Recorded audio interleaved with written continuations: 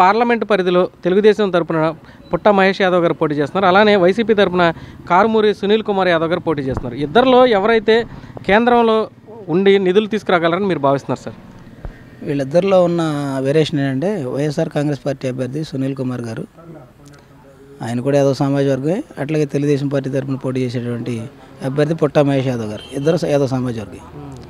కానీ పరిస్థితి ఏంటంటే సునీల్ కుమార్ గారి తండ్రి కారుమూరి నాగేశ్వరరావు గారు తణుకు ఎమ్మెల్యేగా ఉండి తణుకులో టీడీఆర్ బాండ్లు కుంభకోణం చేసి 100 కోట్లు నొక్కేసినటువంటి చరిత్ర మనం చూసాం. పేపర్లో, టీవీలో అందరూ కూడా తెలిసి బహిరంగ రహస్యమే.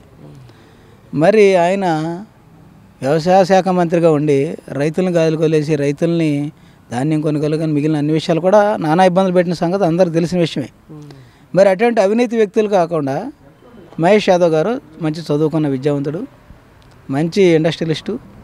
అతను తెలిసినట్టు పరిశ్రమ తీసుకురావడం కానీ మిగిలిన ఉద్యోగస్తులు కానీ వ్యాపారస్తులు కానీ అన్ని వర్గాలకు అండగా ఉండే మంచి వ్యక్తి. కానీ అటువంటి క్లీన్ ఇమేజ్ ఉన్న మంచి వ్యక్తులను పుట్ట మహేష్ గారిని గెలిపిస్తేనే ఈ నూజివీడు ప్రాంతం పార్లమెంట్ పరిధిలో అభివృద్ధి చెందుతుంది. అవినీతి పరులు తరిమి కొట్టినప్పుడే మన నూజివీడు నియోజకవర్గం అభివృద్ధి చెందుతుందని చెప్పేసి ప్రజల్లో భావన ఉంది.